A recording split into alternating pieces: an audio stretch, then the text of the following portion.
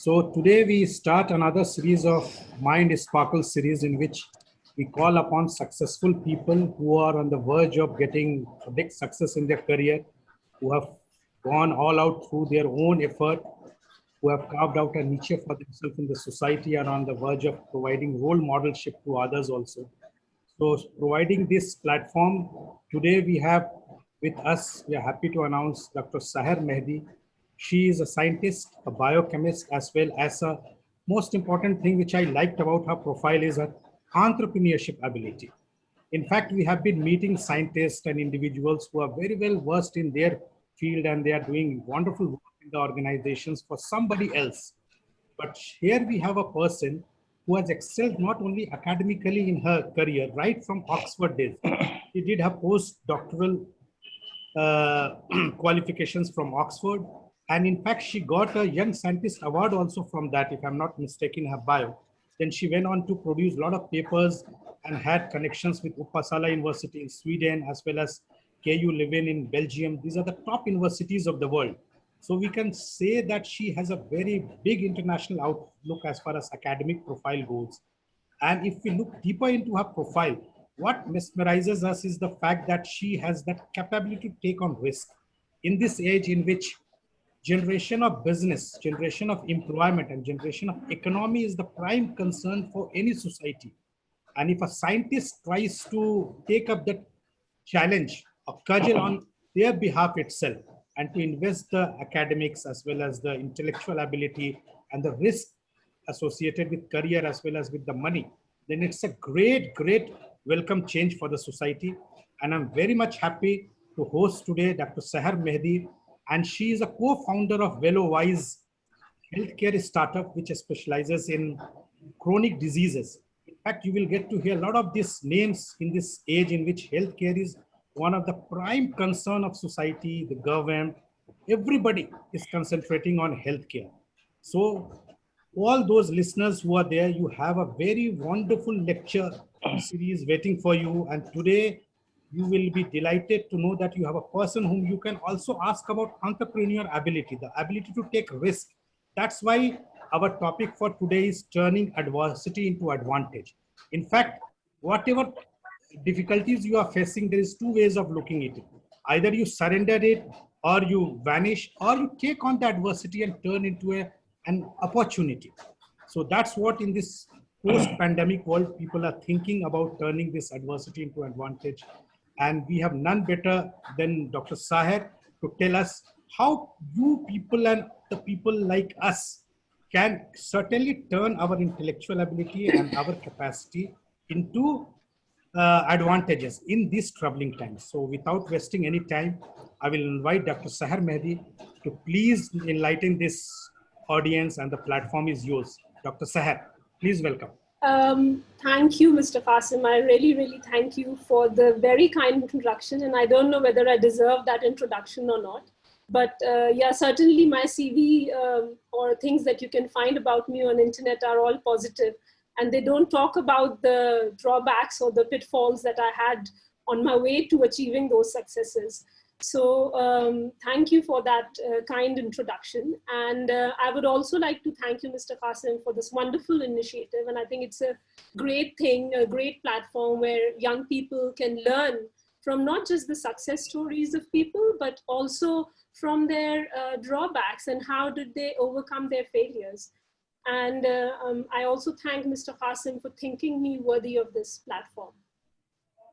So without any further ado, I would like to begin my talk with a little confession that when Mr. Qasim asked me to tell him about a topic that I would like to talk about, I thought about it and I thought, oh, it's a great opportunity. I can talk about my work, my research, and how epigenetics affects us all, and how epigenetics is the future of medicine and in healthcare. But then after a few hours of contemplation, I thought to myself, wake up, Saher, nobody really cares about your research or where you published or what you publish, especially nowadays if it's not about COVID-19 or coronavirus. So talking about coronavirus and COVID-19, some people think of it as the biggest pandemic of our times. And others call it the biggest psychological experiment of our times. But I would like to think of it as just an adversity which is really not discriminating. It has affected us all equally in a way, maybe not on a scale, in a proportional manner, but everybody is affected by it in a smaller or larger manner. Mr. Qasim, there is some disturbance at the back and I can hear some beeps. Okay, so today I'm going to talk about adversities. What is an adversity? Why they are so important in our lives? And then I would like to share very personal adversities and drawbacks that shaped me and made me the person I am today. One thing I have learned from my journey so far is there are no quick fixes or hacks to overcoming adversities. Each of us have our own internal way of dealing with it. And we all have different mechanisms, different coping mechanisms. So we cannot really avoid them, but we can certainly train ourselves to become more resilient in the face of adversity. So let me tell you something about myself, which I even didn't know till I reached Oxford University. As a kid, I used to hate reading. I used to literally hate reading. And I used to dread my Hindi periods and English periods where teachers would somehow figured out that I was not comfortable reading. And then intentionally, they would ask me in the class. It was a torture for me as a kid because I would skip words, I would skip sentences, and the whole class would be correcting me and my teacher would be correcting me. So after a few embarrassing display in the class, I figured out that if I read the chapter beforehand and if I make myself familiarize myself with the flow of words, I could really do a little better in reading as I was doing at that time. So, but this never bothered me. I used to not learn, rather than learning orally, I used to always write, think, and learn. And I progressed in my career and then finally reached Oxford several years later. And just out of the blue, once I was out with my professor on a lunch, and he said to me, Saher, are you dyslexic? And at first it came to a shock to me. I was like, I would know if I was dyslexic by now. So, and that night, that thought was still in my mind. So I went back home and then researched about dyslexia and what it really means, and even gave an online test, only to find out that I was indeed dyslexic. But anyways, I don't know whether, would you call that an adversity for me? Probably not. So then what is an adversity? Is it only the big things in life or the big events that go wrong, or plans that we perceive the way they should go and they have not gone that way? Or even simple misfortunes or simple mistakes can be called an adversity. One thing we know about adversity is that none of us are safe from it. We all know somebody who has not got that job or that grade, or has been heartbroken, or worst, had a family member who is ill, or even worst, are suffering from an illness themselves. So, I mean, what if I tell you that during my journey to here, I have actually faced some of these adversities myself? Would you judge me for that? I would say probably no. So without dramatizing and exaggerating my failures and my misfortunes, I just want to share this brief period of my life, which was my lowest. And the reason for this is, this was the period which taught me more than any successes in my life. And I would like to share that, because we often talk about successes, but don't talk about failures so often. But as a disclaimer, I would also like to say that I had one of the most amazing, blissful childhoods. My dad was in army, my mother was a housewife, I had 2 elder sisters, and yeah, I never even knew the meaning of adversities till before class 12th. So I reached class 12th and completed class 12th with 80% marks, which in my opinion was quite okay in PCMB. And But I was a very confused kid. So I could not decide whether to go for medicine or what to go for engineering. So I gave both the exams, and needless to say that I didn't qualify either of them. So then I thought, okay, so I'm interested in biology. Why don't I apply to a decent college in Delhi, and then say maybe I do apply for a BSc in Mirinda College, and do from that do my MSc for BSc from there.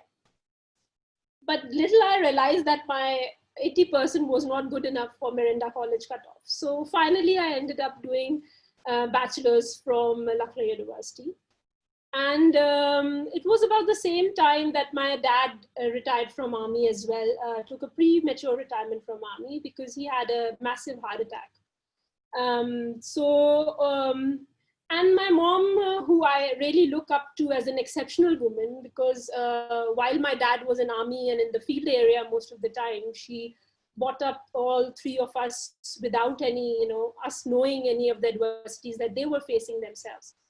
And one day, just out when she was coming back from a wedding, she broke her arm, and that to a right elbow. So she needed some help. So as the only child who was just not doing great with her life and could take care of her parents, I took that responsibility as my two elder sisters were working at that time.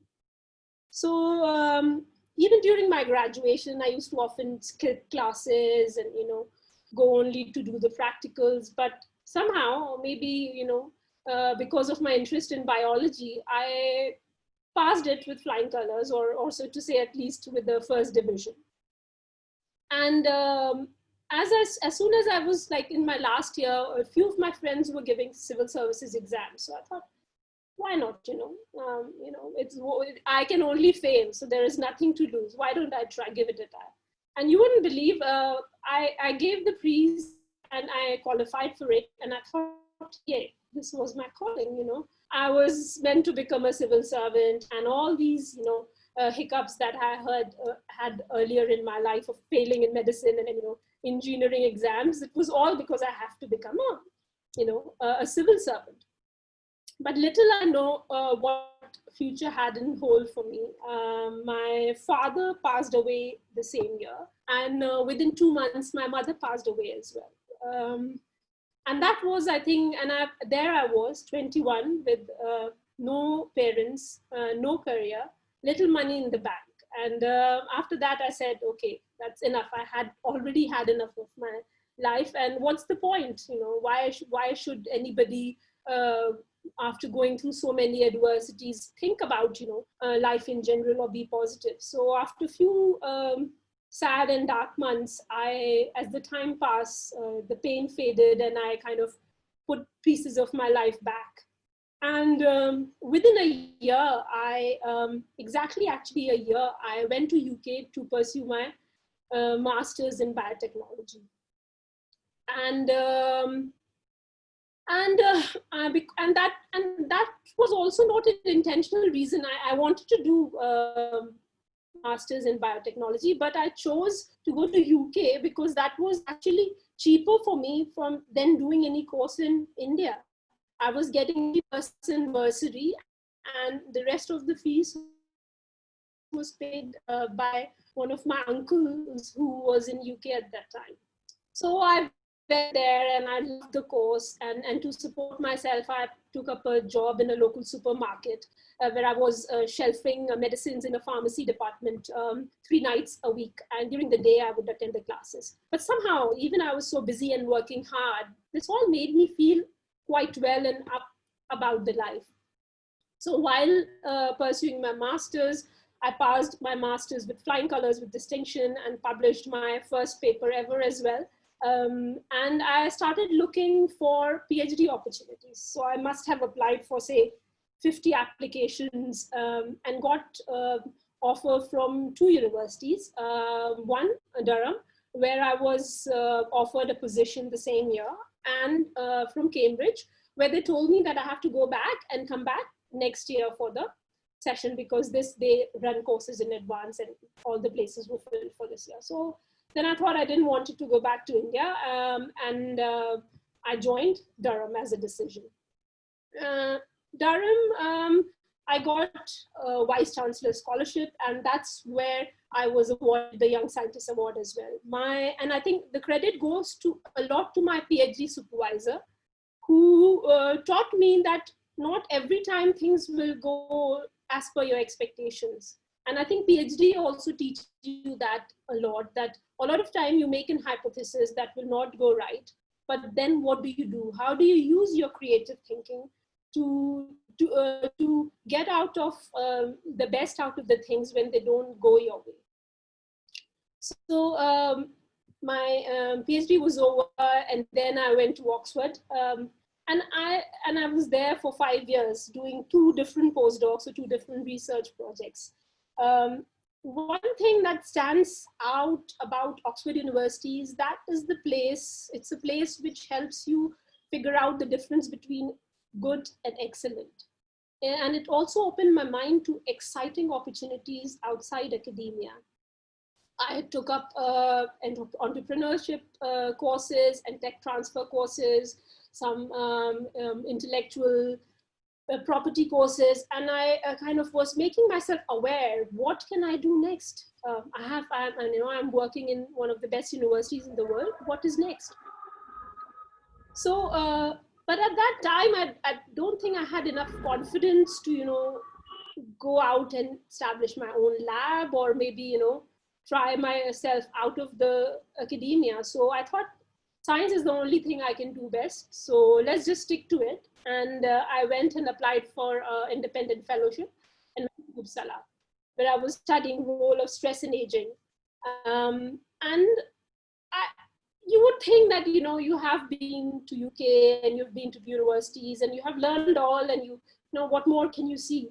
But believe me, the Scandinavian way of working opened my eyes to detail, the beauty in simplicity, and made me realize how little you need in life to be content.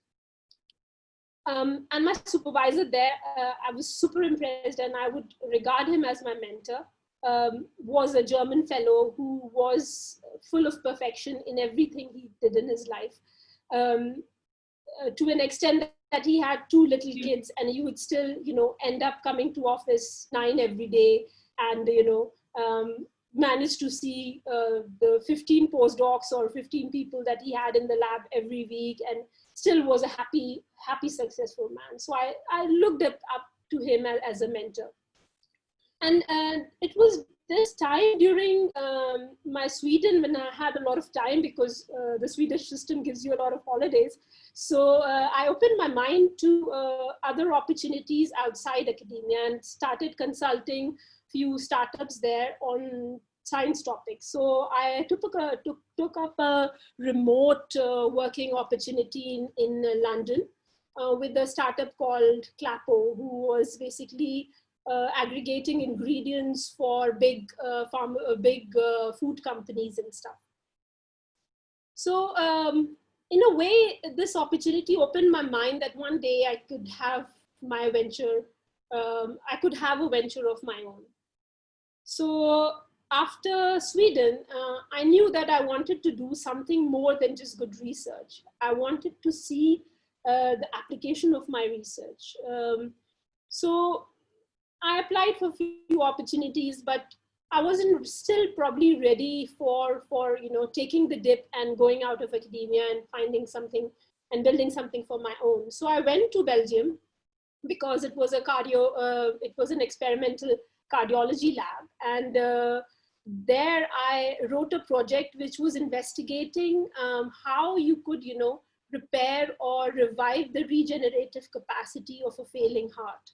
So there I could see, you used to get these disease hearts, which were, full of fat, wrapped in fat rather, and twice the size of the normal hearts.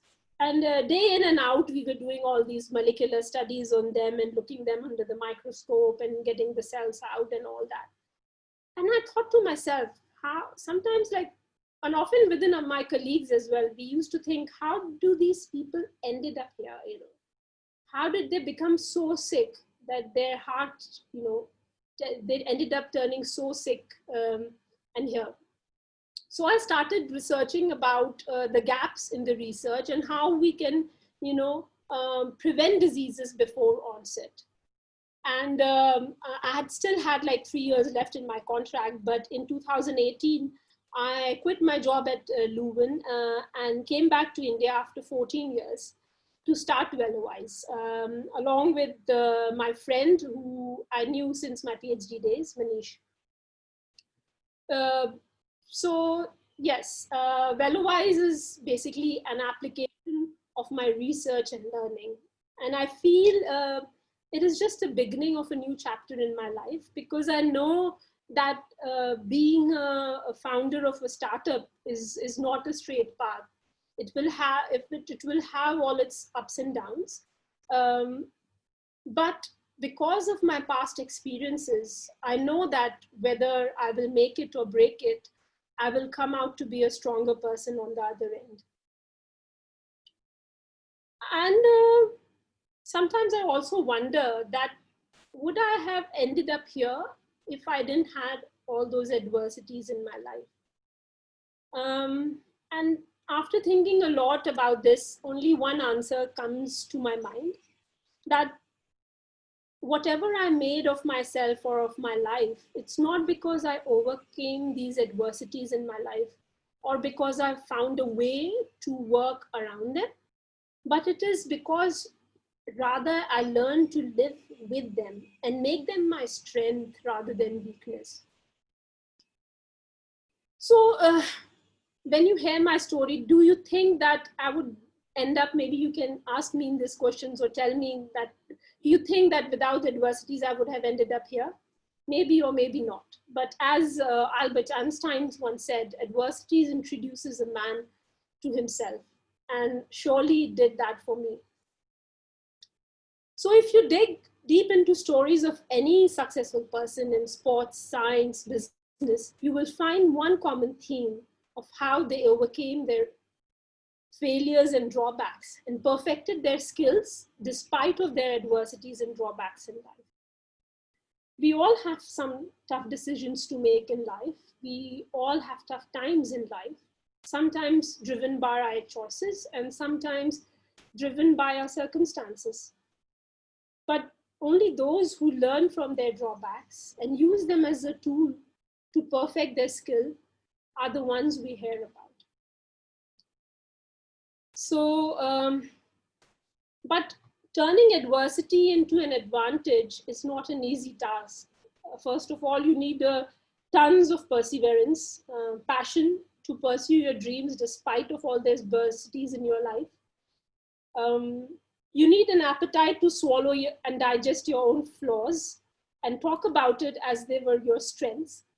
And lastly, most importantly, I feel that you have to be honest in your efforts. Whatever you do, you have to be honest. And to end my talk, I would like to share 6 words of wisdom that I learned from while researching. So the 6 words from 1,000 TED Talks, which I learned a few days ago. And this was a work of a German data scientist called Sebastian Wernick.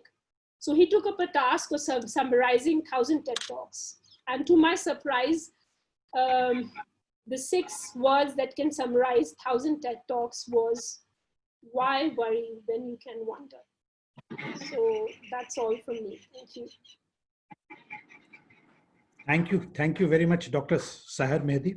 In fact, let me tell you, I was not expecting this, that such great adversity you had. In fact, when you mentioned about the fact that your parents passed away in quick succession within months, it's kind of a adversity which rarely people face, and it's like a mountain coming up on your head without you realizing it. It's a very, very sad and a very sadful event in which some people break down, many people break down. But that has been quite a mesmerizing thing for me, that in spite of such great disadvantage in your earlier career, you mentioned that you were just 21. At that age, leave alone courage, people don't have wisdom also or the capacity to understand what has befallen them. I would like to understand 2 things, courage and wisdom. How could you manage with a combination of courage and wisdom? It is beyond the capacity of many mortals like us. And that is what has totally impressed me, rather than so many other things which you're mentioning. That is the first start to your career, and you are there facing a mountain of adversity. Can you delve a little bit into how you managed yourself to come out of such precarious situation? So two things you said. Courage, I would say I don't think I had courage, because for me it was a question of survival. And when it's a question of survival, you don't think whether you are courageous or not. All you want to think is, how do I get over this period, you know? And being a daughter of an army officer, I think that was somewhere inherent in my blood. My dad always, you know, look up to me as like as the son of the family, and I was allowed to do things, all the things that girls wouldn't imagine, you know. So courage, there was no shortage of courage as such, but in the face of adversity, all I was thinking about is how to, you know, when will this period get over? And I think wisdom, I don't know whether I'm wise or not, but I am a survivor. That's what I would say. And I think when you face your adversities and you know that you have certain shortcomings, that is the time when your learning begins to, you know, acknowledge that you have a shortcoming, and that I can't do certain things. Then only you will seek where I can learn this. So if you don't have that capacity to accept your flaws and make them your strength, it would be really hard for you to progress in life, I would say. Very well said, Dr. Saher. In fact, the survival instinct, many a times, the ability of human to survive in very adverse conditions, many must have learned through stories and through movies. That brings out the best in a person. But still, I would say that courage, wisdom, even without you realizing it, and may I paraphrase it, that it's a capacity of an individual to take as much burden as oneself, to be a leader of the house. As you mentioned that you were looked upon as a son. In fact, I can tell you that you are more than a son. The condition in which you excelled, it was a leadership quality. I will also add to all the listeners here, please do not forget that until unless you are not a leader to yourself, you cannot be a leader to others. So that what Sahar Mehdi has impressed us with her first questions and answers. Next, I would like to get an answer to a question from a student who's asking that how far is it important for a woman entrepreneur to take risk? Is it advisable for a new entrant to a job market to take entrepreneur ability and risk? And number two, is money the only factor for being an entrepreneur? Or ideas and their plan also have some say in this matter? Okay, so first thing first, gender has nothing to do with becoming an entrepreneur. For being an entrepreneur, you can be an entrepreneur whether you are a man or a woman. I think women in general are adjusting more, kind of acknowledging of their risk-taking abilities, but they don't often take because they choose a safer path, whereas men somehow take the adventures in their life or take the risk more, have a more appetite for risk. But I don't know whether that's true or not. For being an entrepreneur, it's important to have an idea that you believe in. It's important that idea is well researched. So before actually making your idea or taking your idea to anybody, you make sure you know everything about that idea, like more than anybody, because it's your idea. So you need to know why you are doing this, how you are doing it, and for what reasons you are doing this. It's of paramount importance. Second of all, when you have an idea, you have to also check, does anybody else have that idea before, or you are the first one to have that idea? If you are the first one to have the idea, then eureka, you know, you have won the half of that battle. If your idea is truly path breaking, I don't think money is such a big constraint. And I think all these things are very subjective, because yeah, you can't live out of, you know, nothing or a single penny. You need certain amount of money to survive. But to become and take your business to the next step, if you have that certain comfort zone, then you can definitely take your take your idea to the market. And nowadays there are so many angel investors, venture capitalists, philanthropists, who would you be willing to invest in a good idea. So my personal opinion is never be shy to research your idea, test your idea, and talk to people who you think can verify whether your idea is viable and good for market or not. Very well. In fact, another question has come as we were discussing. It is related to the same topic of a woman's perspective.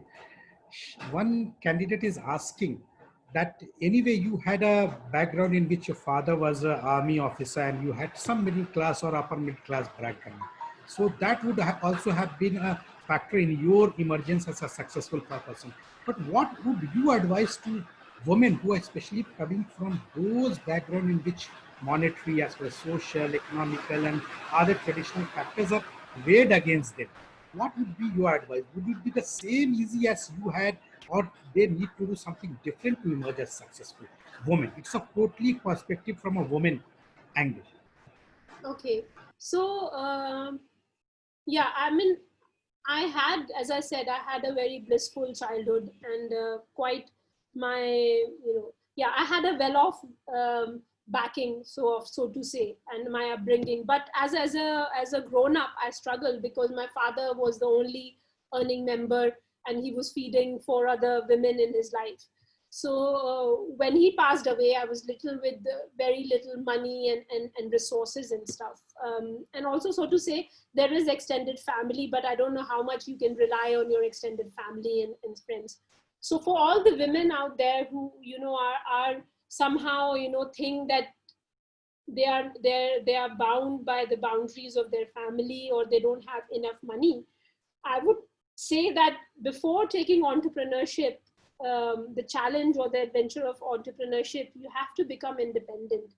You have to, find ways to earn money for yourself so that you are self-sufficient. So I did not started my journey without being self-sufficient. Through my postdoctoral career and my research career, I saved money, which I kind of invested in WellOWise. So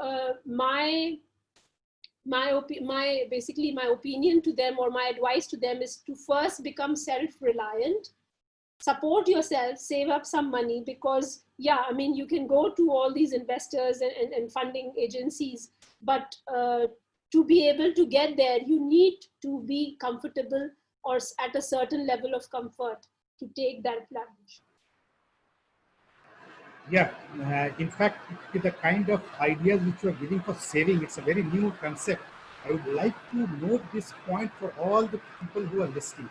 Whenever you are earning or in the position of getting the money, you try to save it for the future. If you have certain ideas which you want to start a startup or to invest in some kind of your business or entrepreneurship, always save money. Do not depend on that time in which you can go on searching for the budget. So please consider saving as also one of the good habits which we learned from here. Now, the next question which has come to us is that what is the thing which inspired you in these tough conditions, whether it was a person or was it a concept or an idea or your survival instinct, as you said, or the faith, or what actually was the reason behind you to fight it out when you had nothing to look out for? Can you dwell certain more into this aspect as people are asking? So, I mean, for me, and I always, as I said in my talk as well, that, I don't think I kind of overcome my adversities or I overcame my, shortcomings, but I learned to live with them. And I think I learned to live with my misfortune that I lost my parents. And I always think that inspired me is what I should live the way that my parents should be proud of me, and not, see me that, oh, she's not doing well because we left her. But if they are watching me, and I'm sure they are watching me from wherever they are, they should feel proud of me. So I did what I would have done when they were around me. So I think that was kind of a motivation to push harder and do well in life, because I didn't want it to end up sad and alone and in dark days in my life. So that is one thing. But I wouldn't say that whatever inspired me, the inspiration from my parents or my parents' courage and stuff, that was the only driving force.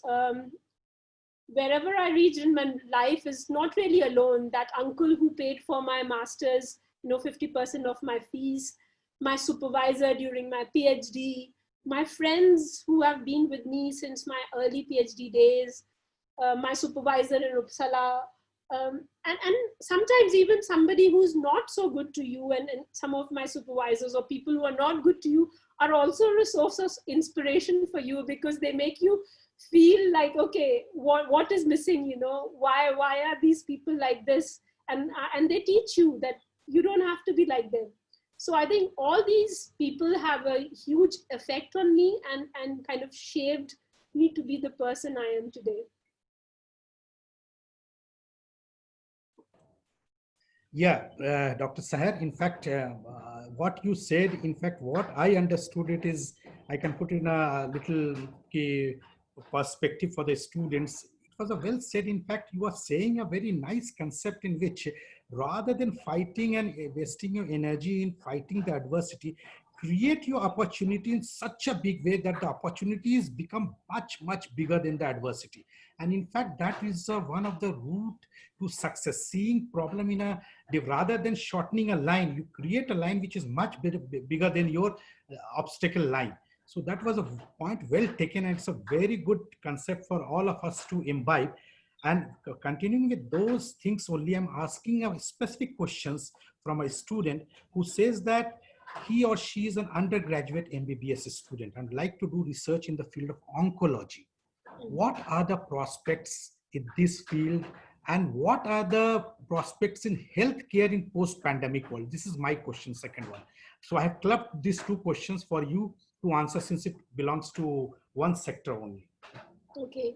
So being a medical student and you want to research in oncology is a great field in terms that we have now managed to understand the underlying molecular basis of a lot of cancers.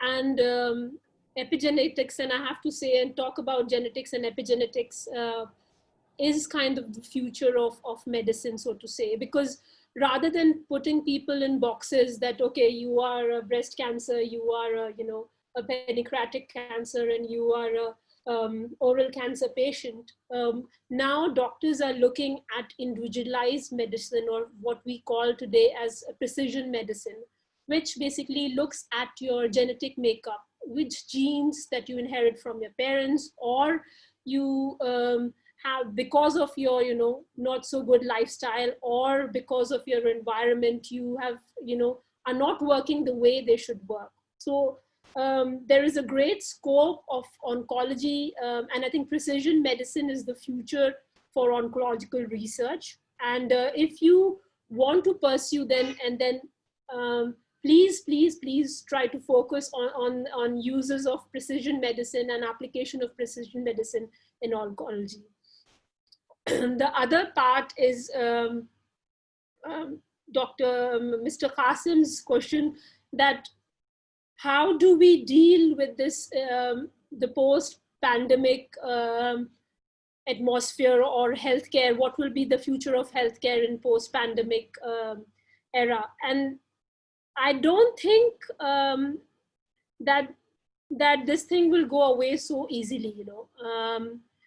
COVID-19 is here, sadly, to stay for a bit.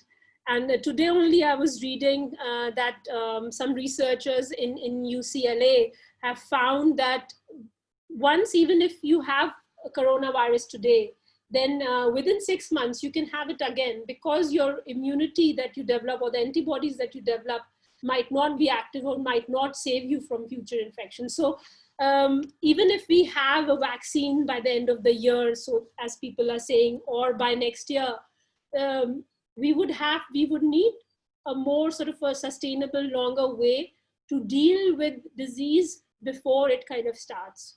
So you need to know what are the kind of, again, it brings me back to difficulties or, shortcomings. But as a human being, we have a set of genes. And not all of us, all our genes behave in the same manner. We might all have the same set of genes, but they don't behave in the same manner. So we need to know what are the shortcomings in our genes that we might have inherited from our parents, and what is our current lifestyle, and does our habits, does our food, does our environment put us at risk of certain diseases. And when we put both these things together, then we will have a better picture of, okay, maybe my, my smoking habit makes me prone to cardiac diseases in future. Maybe my father's diabetes will affect me in later life. So all these questions that we have to ask and be more aware. So we need a proactive mindset to fight with post-pandemic, to stay, survive the post-pandemic era. Okay, listeners, what Dr. Saher is trying to tell us is that there are certain problems in life which will keep on recurring. It's not that once you have fought that problem, the entire problem is over and you have a clear road ahead. No, there are certain problems in life which you have to keep on constantly fighting. So the spirit of a man or a successful human being is to constantly be on the guard and have the survival instinct. And that is what with Corona, and it is with our career and our professional development. So that fighting spirit should never die down in any individual. Continuing with this, I would like to ask you a question related to higher education. Someone is asking me, is higher education to the level which you did, like postdoctoral, PhD, and then into different universities, is it mandatory and compulsory in a healthcare or science or any other to develop as an entrepreneur or to be successful in the field of your sector or to be successful generally? Is higher education of such a high level mandatory to be successful in life? Or is there any other way of looking at it? I do not think that higher education is necessary for being successful in life. And I think we have several examples from, I don't want to take such big names, but right from Steve Jobs to, Bill Gates and you name it, and, Frida Kahlo and stuff. So higher education, definitely not in general in life, but in science, to an extent, yes. Because I suppose when you do our education system is such that it's a very kind of a tiered system. So when you do masters, you are only studying about a particular project, or you know about one topic and you study that in detail. When you do a PhD, you study about one topic in so much detail that nobody else has figured it out. But when you do a postdoc, you study about few problems, and then as you progress higher up the ladder in your career, you find out and you develop this curiosity to question things and figure out the way to, make a path for yourself. So in science, yes, higher education is important to make your mark. But in general, I don't think to be successful, you need to go for higher education. Okay, so the idea is that you need a kind of a committed perspective. Knowledge is definitely important, especially in the field of science. If you can manage higher education, fine. If you cannot, then your commitment, ideas, and your experience and your new perspective to developing certain new things, what you are offering to the world, that will matter a lot in the long run. Continuing with this higher education, one person is specifically asking, what are the chances for an ordinary student or above the ordinary student, or who has ideas but on paper they are not so good, of chances of getting accepted in higher education in universities like Oxford or Leuven, or you had Uppsala? What are the prospect, number one? Second is that even if some person have good grades, what are the procedures and how do you compete with the best in the world, and what are the chances for such students? So, okay. So, I mean, I suppose you need a certain level. You will need at least a 2-1 or a good first, above 60% first to get to any of these universities, first of all. But that is just one of the criterias. For any good university to you be able to get an admission there, you need to show commitment. You need to show that you really have the passion for pursuing that subject. And I found that through my applications and my process, that PhD supervisors are not looking for people who are experts already. They are looking for people who are willing to be there for 5 years on a single subject without complaining, without all the drawbacks, and come out on the other end with something substantial and found an answer for a problem. So I would say that you need a basic level of education, and if you have that level of education, you need to show passion and you need to show commitment towards the goal, and then you can get admission in any college you want or any university you want. Fine, that's what I was expecting, that commitment. In fact, there's so many people whom I also know who has a lot of things on their paper, a lot of marks in the 90s or in closer to 100. Whatever you aspire as a student, you get on that sheet, but they have not been able to do much better in life as expected. So it's not only about your good grades, it's about your good commitment also, your vision also, and how far you're going to take risk in developing new things. As I understand, every big university looks at certain new ideas. What are the chances that new ideas can come out of this person? The qualification takes a secondary, but still, yes, there's a compulsory norms which you have to form. Now, continuing with that, another question has come. How do you know which company to invest or what startup to start, considering the fact that you are just on the verge of starting your career like you did, madam? So what are the things which compelled you to think that this startup will succeed or this startup will not succeed? How many startups you rejected or you failed, or is it the first one? So a little comprehensive idea is required in this entrepreneurial sense. Mm-hmm. So yeah, I mean, this is the first startup that I founded, so I cannot say that I have founded several startups before. But yeah, I have consulted few startups, and I have worked in one or two startups. So one thing for a startup idea, or the basic requirement for a startup, is that you identify the gap, identify a problem that needs to be solved, and that doesn't have to be a big problem. It can be a very small problem, and you can have a very simple solution. Often the startups that do well have a simple solution to an existing problem, and somehow they manage to see a picture of it that nobody else has seen. So if you have an ability to see a gap in certain area, and you think that you have a solution to fill that gap, then you can launch a startup. As far as success of startup is concerned, I think it is determined by lots of factors, not just an idea. How do you go to the market, whether there is really a need for it? So in my head, I can think, okay, there is a need of precision health in India, or there is a need for this thing in India. But is there really a need? Do people really care about it? The end buyer, do they really care about it? You have to ask these questions very early on before starting a company. So I think those are the things that you would need to ask yourself before going and testing your launching a startup.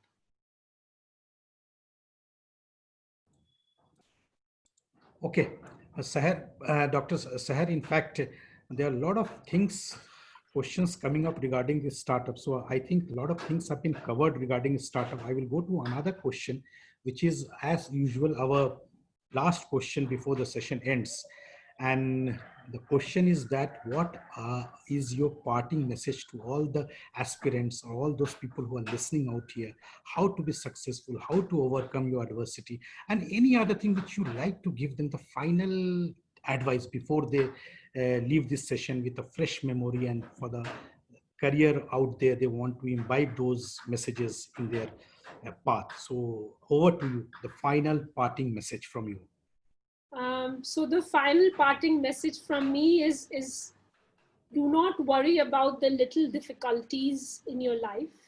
Try to live with them. So stop worrying and rather start wondering what if, because any difficulty in your life is temporary. As the happiness, difficulties are also temporary. So take take up the difficulties on their face and try to make your way, and do not ever give up on your dream of becoming successful. For being successful, you need to pursue you you need to pursue your dream to an extent that without any like with difficulties, try to work with difficulties. And the last word that I want to leave you is, do not worry. Why worry when you can wonder? So please invest your time in wondering about ideas, investigating ideas, researching ideas, and making the ideas, and think how to make your ideas, turn your ideas into a reality. Thank you.